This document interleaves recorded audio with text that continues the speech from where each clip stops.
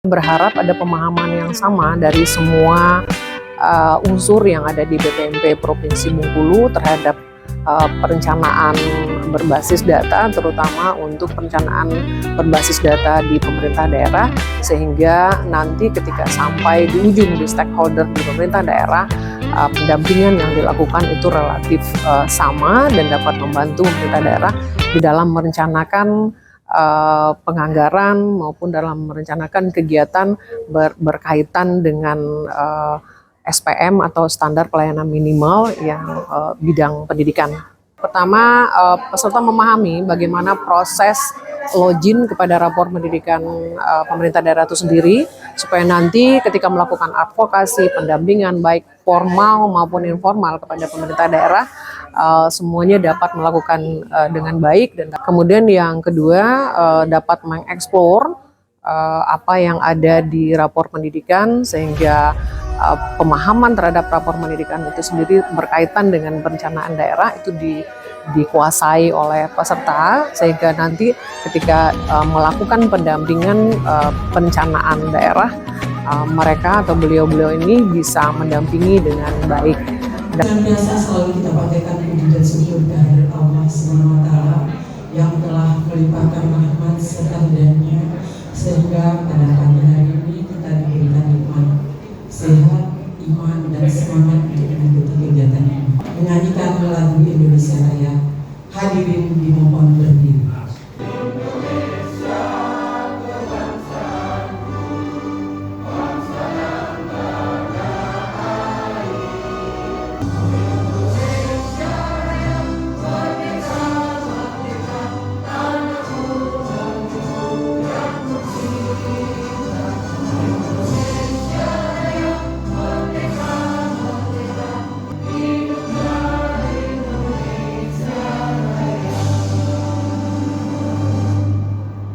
Sekaligus membuka acara kegiatan peningkatan kapasitas SDM UPT dalam melaksanakan advokasi kepada pemerintah daerah. Kepada Bapak Kasibag Umum BPMP Provinsi Bengkulu, kami persilakan. Jadi ada beberapa tema yang akan disampaikan selama 3 hari ini, itu terkait dengan PPD. Memang bukan hal yang baru sebenarnya, dari tahun kemarin PPD sudah. Tapi kita berupaya untuk meningkatkan pemahaman kita, kemampuan kita, karena kita lah yang akan menyampaikan itu ke pemerintah daerah. Ada terkait dengan Kawarmen, kita ulangi lagi, walaupun tahun kemarin sudah dilakukan, tapi sekarang kita mencoba untuk mengoptimalkan Kawarmen tadi. Kemudian ada citing, jadi kami berharap selama 3 hari ini semua yang sudah terundang itu dapat hadir.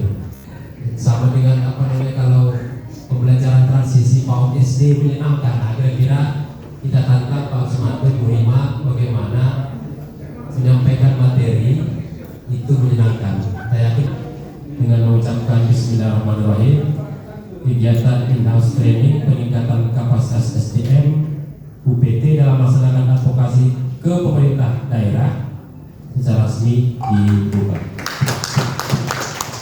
Ya Allah, berikanlah keberkahan-Mu, jadikanlah kami menjadi hamba-hamba-Mu yang baik, ya Allah. Rabbana atina fid dunya hasanah wa fil akhirati hasanah wa qina azabannar. PDM proaktif, dinamis, mandiri. Yes. Oke. Advokasi pemerintah daerah terkaitan dengan ini. Karena rapor dan PPD itu adalah awal semua kegiatan yang ada di yang harus advokasi yang harus dilakukan oleh BPMP kepada pemerintah daerah. Trusted advisor, bagaimana membuat pemerintah daerah percaya dengan apa yang Bapak Ibu sampaikan. Itu besok akan disampaikan oleh Bu Tuti. Kemudian bagaimana mempersiapkan bahan presentasi. Kenapa begitu? Karena semua Bapak Ibu di sini ketika ke lapangan, Bapak Ibu pasti presentasi. Dan presentasi pasti ada bahan tayang yang minimal. Kalau idealnya itu ada materi yang mengikuti juga. Tapi minimal Bapak Ibu ada bahan tayang. Nah, kita akan bersama-sama nanti dengan Pak Supama bagaimana menyiapkan bahan tayang atau bahan presentasi ini. Makanya saya mohon Bapak Ibu kembali ke kelompok sesuai dengan wali wilayahnya masing-masing. Karena apa yang nanti akan Bapak Ibu analisis itu adalah sesuai dengan kabupaten kotanya. Lintas dan akan hadir. Mungkin Mamang tadi terlambat ya.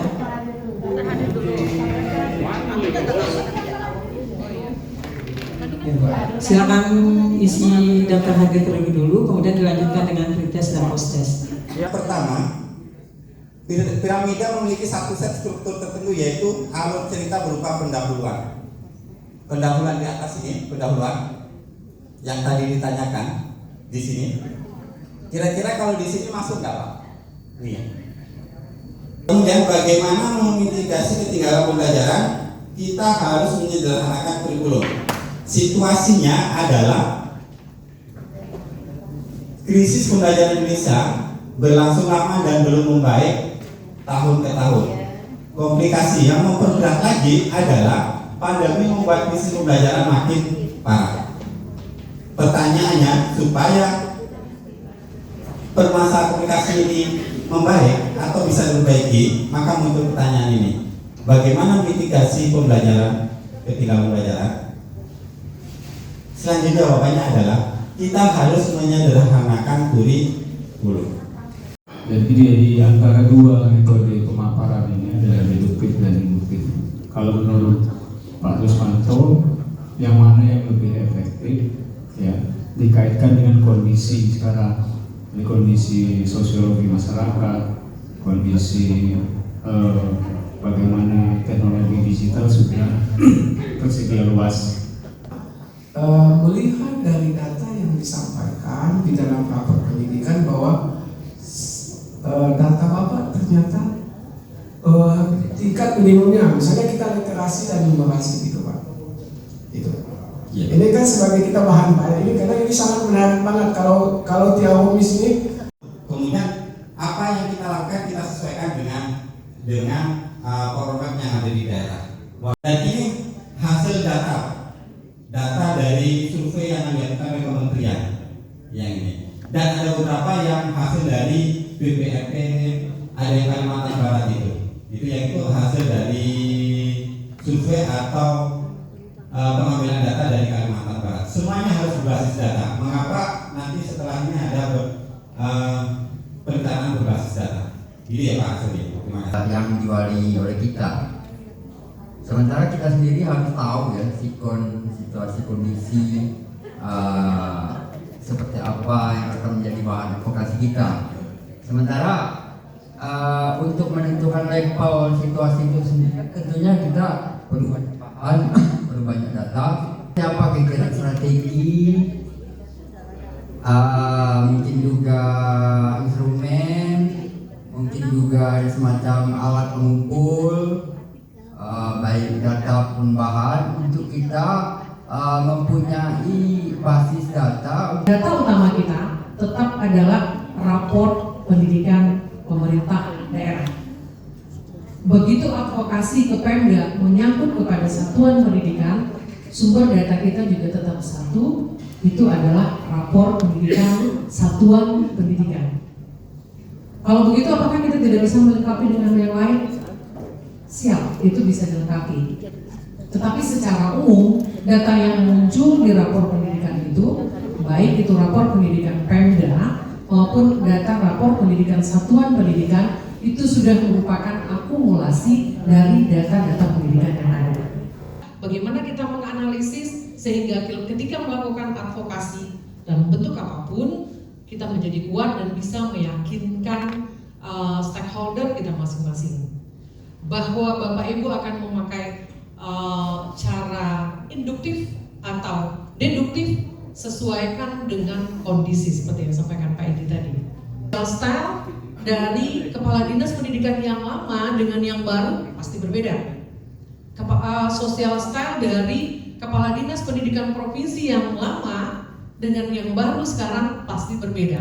Makanya Power Map ini senantiasa dia update. Dan mana sosial style-nya? Pasti hafal betul. Nah ini yang akan kita petakan di Power Map. Ini mewakili kami dari Pokja 3 untuk memaparkan analisis PPD pemerintah daerah. Seperti yang disampaikan tadi, PBD awalnya itu adalah dari rapor pendidikan.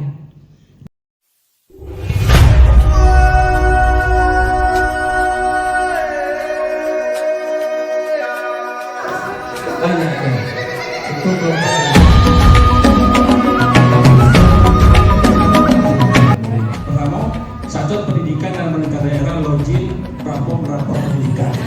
Itu nyata sekali. Kiri dan kanan, yang sebelah kiri saya, kalau ini berlima nanti sebelah kanan.